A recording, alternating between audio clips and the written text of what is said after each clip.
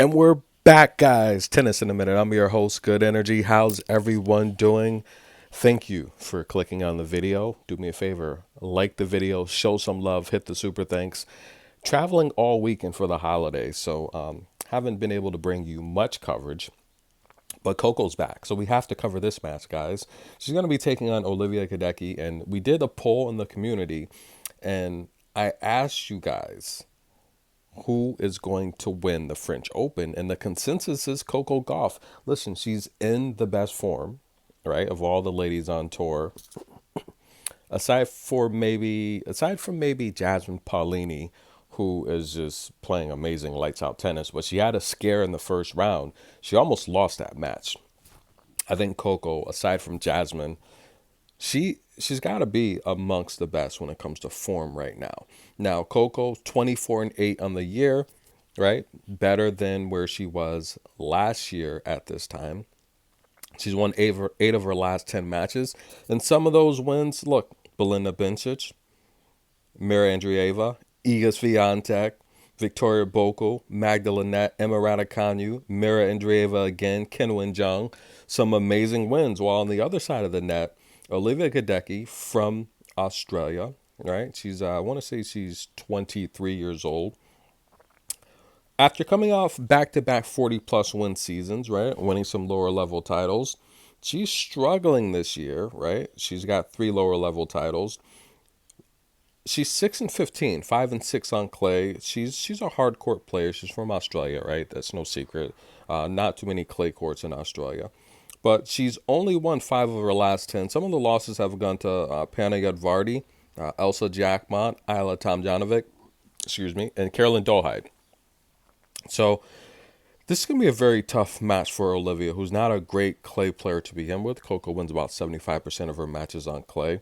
The consensus, again, several hundred votes. You guys think Coco's going to win the Australian Open. She's in good form right now, and she's practicing a lot. She's staying loose. That was the only concern that I had, is that she pretty much would lose her form, right? But she is practicing very hard, and that's what we love to see, drawing long, long lines on the practice courts.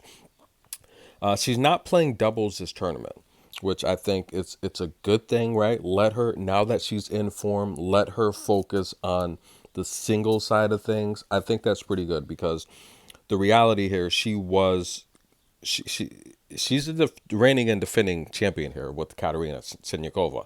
I would have liked to see them try and defend their championship, though. I would have loved to see that, but whatever. Focus on singles, and I think that now she's in form, it's not going to be an issue. Now rest and recover, because that match against Jasmine, we all felt the consensus was Coco was tired and exhausted. So use this tournament to just focus on singles. Now that you're in form, you have your rhythm.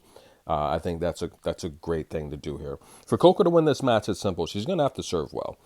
I think at least winning 70% of her first serves will get her past Olivia. There's going to be a big, big step up in competition for Olivia here. A lot of power difference Olivia's going to have to deal with. That's going to be a big, big challenge, because overall this year, I mean, Olivia's played some tough competition. I mean, we saw her at the United Cup face Katie Bolter. She lost that in straight sets. We saw her in the Adelaide first round. Of course, she's from Australia. She's going to get into those tournaments. She lost to Dash in straight sets, 6-2, 6-3. Veronika Kudermetova at the Australian Open. Of course, she's going to get into the Australian Open, right? I mean, she is ranked 91st, but she would get a wild card anyway. 6-1, 6-1 loss to Veronika Kudermetova. I mean, she's been competitive against Jill Teichmann at Singapore. That was competitive. She was competitive against Uchima in Abu Dhabi. Miriam Bjorklund went 3. She still lost that. Dasha Seville, who's also a resident of Australia by way of Russia, she went 3 with her. But, I mean, there isn't too many big main tour names that she's faced this year. So this is going to be a big step up in competition. By the way, I'm liking Coco's draw.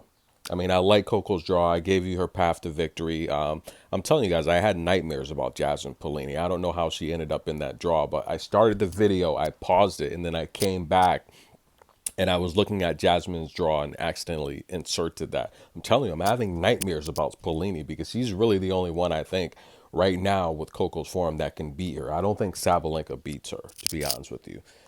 But yeah, I'm having nightmares about Jasmine. But I do think Coco wins this match. Look, as long as she can win at least 70% of her first serves, not too many double faults, I think she'll win it in straight sets. So I like Coco to win this match and move on. But go take out the look.